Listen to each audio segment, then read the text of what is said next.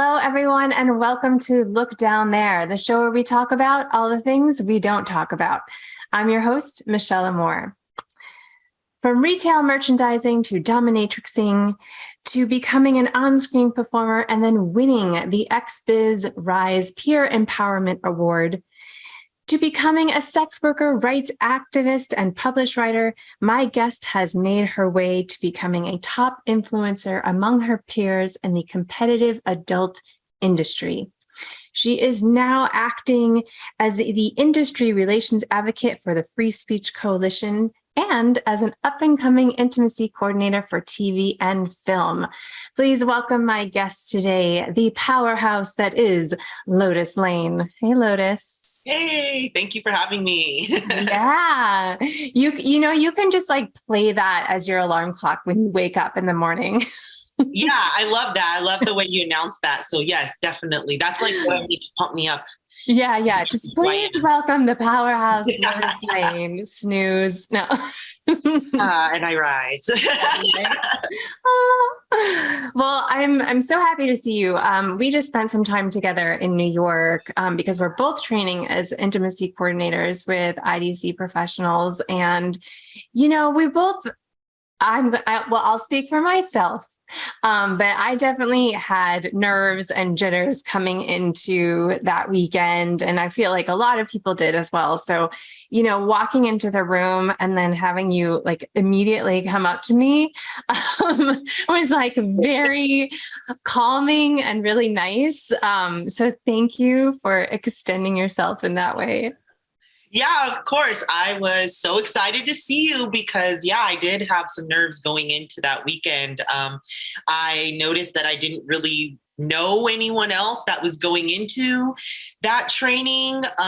So then when I saw your name pop up, I was like, whoa, I do follow her on Instagram. So this is going to be cool. Yeah. Yeah. And I feel like, we share a lot of similarities in the fact that, we're both in really hyper exposed fields as it is like putting ourselves out there already. So it's nice to have someone else in the group that, gets it and has been naked on camera for a long time. Yeah, totally. That's why I feel like I was excited to see you because, actually people are very comforting and, accommodating and not stigmatizing to my face at least. But it's really nice to see someone that, has been out there and exposed themselves out there in the public sphere in a way that like other people that haven't, like, we can understand that. Yeah. So how did you get into this? Like, have you always been a natural performer, or is it like one day you woke up and said, you know what, I'm going to do this? I think I always have been a natural performer. I did like junior theater growing up and those kinds of things, musical theater. But then as you grow up, you have to make money and have a life and all of that. And all of the other things that I was doing, like retail fashion and hotel hospitality, they just weren't fulfilling in my 20s. And then when I was approaching 30, I was like, I want to do something grand, something I've always wanted to do. And I was like, wow, deep down inside, I've always wanted to be a part of like the sex industry and do something there. So I gifted myself as a dirty 30 gift, my entrance into the porn industry and the sex world, dominatrixing, everything opened up to me. And it's been really fun and liberating. Yeah. So what was that gift? What was that dirty 30 gift? Just that I allowed myself to explore my exhibitionist side. I think maybe I always held back on that because of the way other people perceived me growing up. Like, I'm a good girl, I get good grades, so you're supposed to be modest and all of this stuff. And if you're being an exhibitionist, then it's because you're acting out because of all of these past traumas and things that have happened. And I felt like I never really fit that mold. So I was like, oh, I guess I can't go there. And then it was a gift to myself to just be like, fuck all of that, let all of that go. And just like do what you've always wanted to do, So instead of holding myself back because I'm thinking about what everyone else thinks about me, I allowed myself to just be what it was I was feeling inside. And now I am the full me. Yes, good. Full expression. That's great. Yeah. So I remember what it was like after my first time on stage doing burlesque. What Yeah. was it like after your first time exploring this industry? I think it was surprising because I had different moments of realization. Like the first time I stripped, I was really nervous. I was like 19. I thought I was, the wrong body and all this stuff. And the customer, the guy came up to me and asked for a private dance. And I was like, whoa, like I'm cute enough for that. I don't even know how to dance, those kinds of moments where all these insecurities that play in your head kind of get reflected back to you as the things that are awesome and sexy about you. So even in my first porn performance, afterwards, it just felt like I had really good sex and then I'm getting paid for it. So why should I feel ashamed about this? It was, like, let me let go of all these things that I was holding on to. Yeah. So did that help? Were you kind of like acting as if, or did you go into it with the confidence, or did the confidence kind of work itself from the outside in and It then back out again? Yeah, it definitely worked itself from the outside in. It was, those things in your mind that are like, oh, like go into it, like pretending to be what you want to be kind of thing. So I wasn't like all the way confident as my full Lotus self like I am now. But I think after I had those experiences of not being completely rejected, humiliated, or, told that you're too ugly to be here, or you don't know how to dance, or you're not sexy, just all these things that I thought would happen didn't. It just made me realize, wow, I need to stand in my purpose and know who I am. Like, I am sexy, I am bomb, I can do this. Yeah. Yeah. What is your purpose and what is your intention when you go and you perform? My intention is to be authentic, honestly. That was even like my whole reason for wanting to explore myself in the sex industry. It wasn't to become famous. It wasn't to put on some fake persona. It was to actually like release a persona that has always been contained inside of me, which is like my sexual self. So I feel like my purpose is to empower others that may see a part of themselves in me, whether it's like because I'm natural as a performer, I don't have augmentations and things like that. Like a natural body can be explored and can be expressive and celebrated. And the fact that I make a public statement about not like altering my appearance because of pressures, because of the sex industry and things like that, and just developing my body and look as it naturally is. I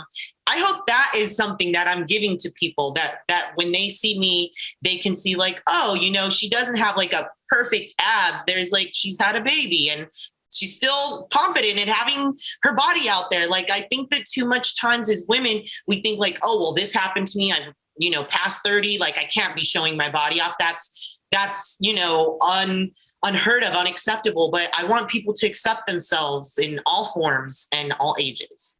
Yeah. Fantastic. Yeah. And seeing that and having more representation in that is so important.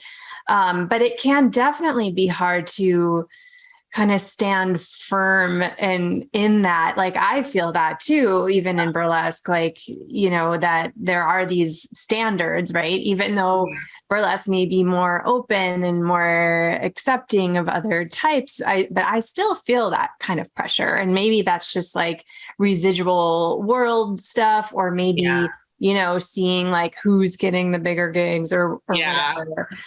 Yeah. So still like experiencing that, but it is important to me as well to be authentic and, whatever form that takes. Yeah. So you're doing this, you went to kind of like exploring it, dabbling here, and then it's like, boom, full-time Lotus.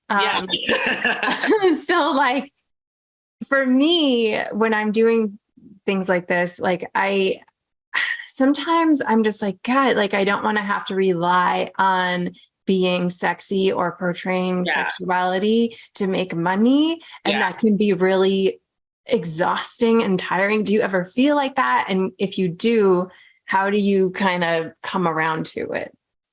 Yeah, totally feel that. Because I feel like my sexual prowess comes in waves. Like I'll go through the extremely horny phases where it's just like, I want to have sex, I want to experiment and do all this sexy stuff. And then there's moments where I'm like, I still enjoy sex and being around sexual things, but I don't necessarily want to be the one that's like evoking the sexuality. Cause yeah, it can be exhausting. And I think just with anything, if you do it too much, like the specialness wears off.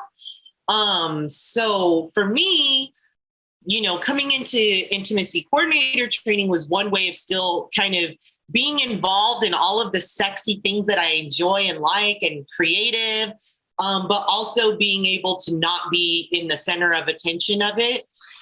So that takes the pressure off of having to worry about my body or my eating intake or, energy levels in different things when you're the person in front of the camera or on the stage or whatnot. Yeah. It's really hard to stay true to that like authentic self when you're like just super not feeling it. Yeah, like period bloated or maybe Yeah. out last night, so you're a little hungover or something, or maybe you just had a really emotional day and you're like, I'm not sexy, I'm sad. Yes. Oh my God. Those like, I've had those days where it's just emotional breakdown. And then I'm like, hot seductress at night. And I'm like, this feels awful. Oh no.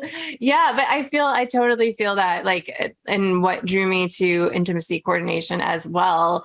But do you feel any kind of, because you're so used to being in front of the camera, right? And so this is a very behind the scenes, behind kind of position. Do you feel like any kind of dissonance with that? Or do you feel like you can still have the best of both worlds? I mean, there is sort of like a feeling of, I guess we kind of like touched on it a little when we were talking in person, but yeah, I wonder how much of my performance Lotus self is still acceptable while I develop my intimacy coordinator Lotus self and still maintain a professional respect about myself. Because the truth is, I do respect myself, but other people that have attitudes and stigmas and preconceived notions about people that have done any kind of sex work may not feel my empowerment, So that is something that I always have in the back of my mind of like, I've been lucky so far that I haven't had a major like head button moment with that, but that's not to say it won't come up in the future. And I just wonder, will it be like on a job that I find really precious and it'll be hard to leave? Or will it be in a moment where, I'm caught off guard and put on blast in front of everybody? You never know. So that does sometimes play in my mind. Yeah. No, I'm definitely feeling that and thinking about those things as well. And just, kind of being aware of how others perceive what it is that I do or what it is that you do, and just kind of carrying that with you. Cause like, yes, you and we can both respect ourselves and feel empowered in what it is that we're doing. But also I feel super hyper aware of how people perceive me. And so for that reason, I feel like I have to try extra hard, twice as hard, three times as hard to just be like, no, I'm cool. I'm smart. You can talk to me. Yeah. It definitely makes me feel like in moments when I'm gonna switch over to IC, like sexing myself, demystify, like, taking the sexiness away, maybe making myself more neutral, more tomboyish, like that. Yeah, but I struggle with that because I've spent so much time finding my power, working my power, that I don't want to feel that I have to diminish myself to make others feel more comfortable. So I'm struggling with that. It is a difficult, line to balance on, because I feel the same way. Growing up, I wasn't like the super cute, like hot girl that people went after. I was the awkward friend of hot girls. I was like tomboy best friend of guys, So for me, that was another thing I gave myself at 30. It was like the ability to be sexy, fully like womanly sexy. So yeah, it does suck in a way to feel like even just as women, regardless of having done any kind of like sexy jobs, that we feel like we have to diminish our own sexiness in order to be taken seriously, because I definitely don't see men diminishing their manliness to be taken seriously. If anything, they exert it more, you know? Mhm. Yeah, exactly. So what does sexy mean to you? What does that mean to like exert sexiness? Um, Honestly, I think it's like maintaining eye contact, like maybe slow eye contact, not darting eyes away. Um, Maybe talking a little bit slower and more like engaged with who you're talking with. Maybe like movements when I'm walking that have more hip sway to it. Just being like me, it's just being a little bit more mindful and graceful. Yeah, like a bit more grounded. Yeah, yeah. Yeah. So what helps to keep you grounded? I think, yeah, getting into daily yoga has really helped. That makes me feel really good and sexy afterwards. I'm all like fresh and worked out and stretched out. Yeah, being healthy, honestly, that makes me feel grounded. Eating healthy, you know, drinking water. I know all this sounds boring, but all of that, it really does make me feel good inside, you know? Like, Yeah, no, there's nothing boring about feeling good.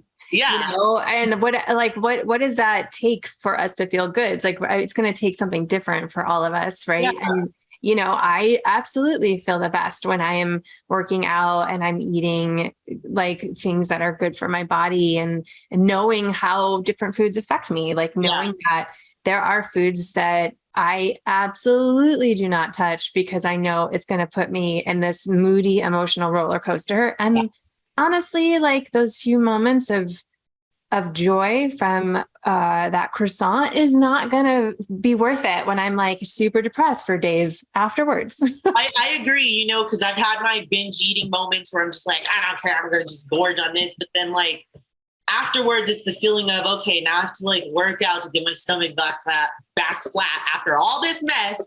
So yeah, it does feel good to just kind of maintain. I know how much I can like indulge without going over the edge. And yeah, that feels good now, knowing exactly how my body works. Yeah, for sure.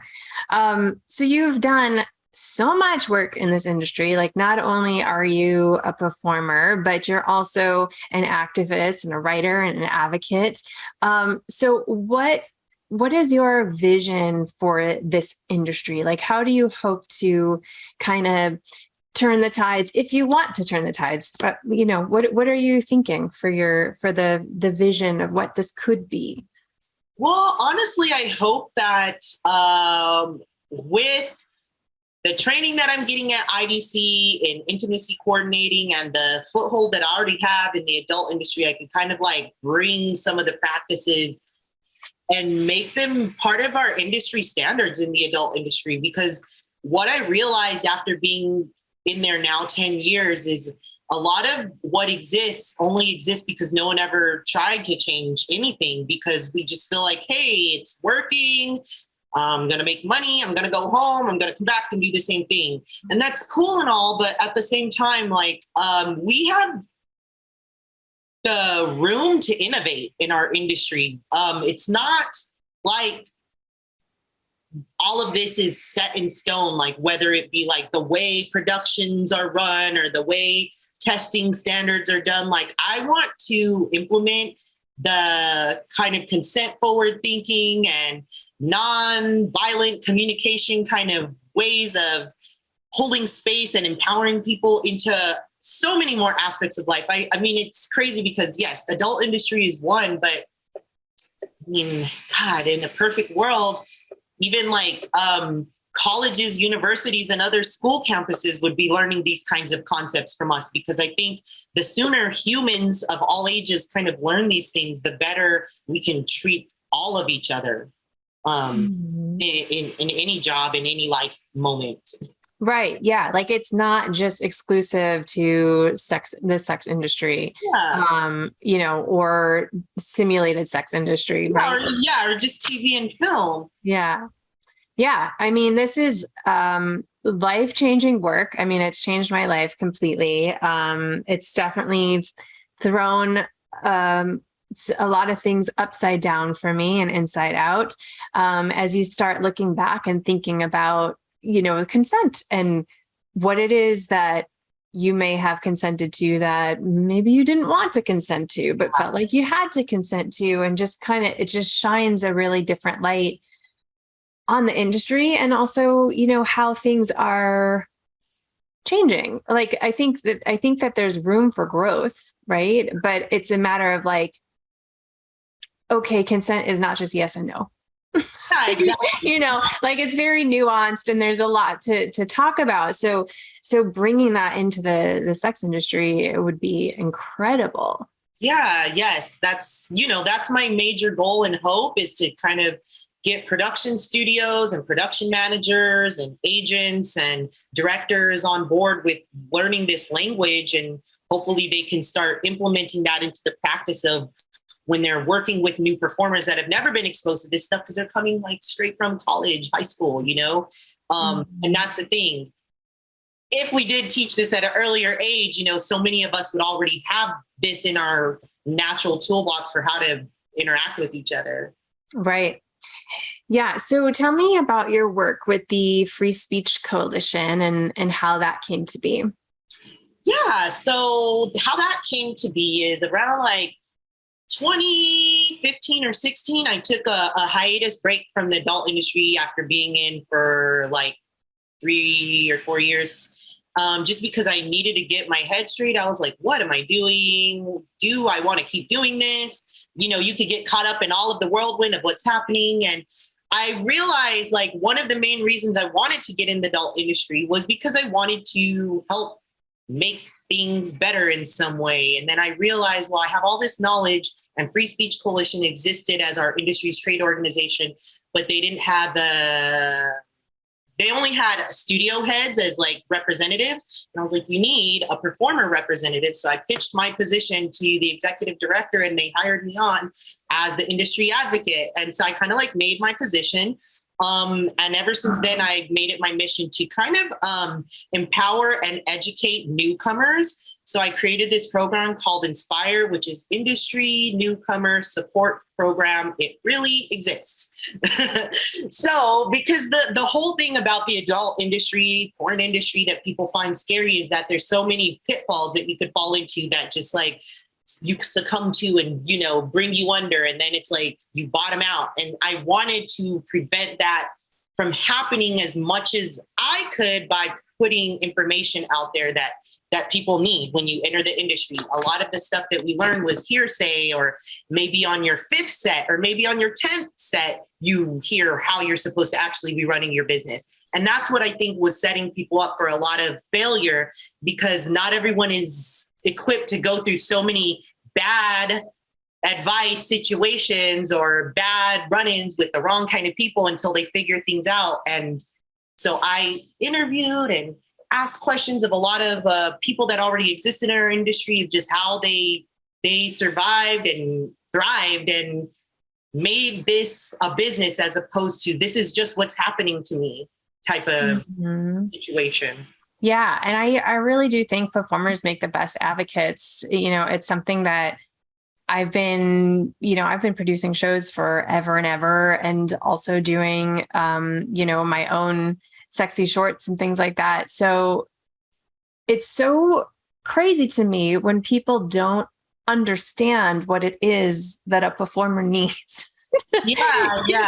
It's just very simple things. And they don't even think about it, like we're just little pieces in their like wind up dolls. Turn on. Yeah, like just we don't need to be comfortable. We don't need a place to sit. Temperature regulation, so we're not sweating too much or freezing our asses off. We don't need like healthy, energetic snacks as opposed to like donuts and pizza. Like people will have crazy things like that on sets where we're going to be naked. like showing our body, being judged for our bodies as well. And it's just like little things like robes and water and, a fan, checking in if someone's been doing like strenuous positions. Yeah. Offering breaks. Yeah. Not pressuring them to hurry the fuck up so we can finish this day type of stuff, Yeah, for sure. For sure. So I know because of what you're doing a lot of speeches. So was it tough for you to move from communicating with your body versus communicating with your voice, or did that go hand in hand, easy breezy for you? Oh no, it was super hard because I think for me, I realized I'm very comfortable just talking in conversations. But then when I'm told to speak to an audience, it's like, oh God, I'm freaking out and I'm thinking about how I look and what I'm saying and all this stuff. And I'm going to forget all these things. And in a performance, like with my body, a sexual performance, I don't know, I'm just very in tune with my body. So I feel it. So I'm not thinking as much. It's just natural movements. So yeah, I remember the first speech that I did. I don't remember the year, but it was probably like around 2017 or something like that. And it was like at the May Day March in downtown LA. And I was like the first sex worker by ACLU asked to speak on behalf of sex workers. Ooh, it's a lot of pressure. Yes, I know. Yeah. So I didn't even, I honestly, I didn't even write my own speech. I had like our PR communications person at Free Speech Coalition. I was like, can you just write this for me? I don't even know what to say. And I was like reading it off of a piece of paper. But I think that kind of thing and having that experience and then afterwards feeling like, damn, I really wish I would have written my own words and gotten out of my head and stopped being so nervous about it and just like do it and commit to it. Now, after so many different moments of speaking, I feel comfortable that I'm the one speaking now. And even if it's just writing a loose, because I don't really write speeches, I'll write like a loose outline of things I want to say. And that is the way I now am able to bring my words to the forefront and not go blank to where I need someone else to speak for me. Yeah, I feel like when I do things like that, I feel like I black out and get like tunnel vision and I just hear my voice and everything is very hyper focused. It's really strange. Yeah, I feel like that was the exact experience I was having. And then I'd focus on someone in the audience and then I'm like, what are they thinking? And I'm like, what am I even saying now? Yeah, like my mouth is moving. I hear sounds. I don't know. I feel like it can be kind of scary to use your voice these days, as people are so ready to jump down everyone's throat if you say the wrong thing. I mean, yes. That's definitely something that I know I allow to get in my way. How do you kind of combat that threat of cancellation? I know, right? Yeah, I try to be very mindful with my words and I tend to talk very fast. So I try to slow down so I can think of the words I'm about to say so I don't accidentally say something crazy that's super offensive that I wouldn't say. I'm just like word vomiting because I'm like speaking too quickly. So I try and be mindful of my audience and I try and be mindful of the way I need to speak. So that way they're hearing me and not reacting to me. Yeah. Yeah. Well, I just watched your speech. I don't know when it was. I think it was like Whore Day. Oh, it was like your epic fuck off, fuck everything speech. Yeah, you just started yelling fuck in the microphone and it seemed really cathartic. It was. Yeah. Tell me about that moment. That was interesting. Yeah. Well, I was also mad because my original thought was I wanted to have a trash can with like literally burning, like how there's like these book burnings happening by all the conservatives and they're burning books. I wanted to do like a bad law burning, of like these bad laws that they're doing, like the, revoking abortion and Sesta Fosta and like all this other dumb shit that's just like kind of like ruining the freedom that we are supposed to have in this free country, supposedly. So yeah, that was a lot of my anger there. But yeah, so I basically wanted to just give us a moment because I know that the speeches before that, some were informative and some were really like deep and introspective. And I wanted to just have a moment to rage out about all of this injustice that keeps happening, saying that sex work and, you know, adult work and porn is a public health crisis when we literally have like school shootings and, you know, massive like COVID deaths and the next pandemic happening, yet the politicians are focused on regulating people's bodies and you know, pleasure. Mm-hmm. Yeah. The thing that I really appreciated about it is like the full confrontation of anger. And I feel like that's something that we don't allow ourselves to really express, because anger can feel and be really scary, or we're taught not to get angry and just to suppress it, which causes all sorts of other issues.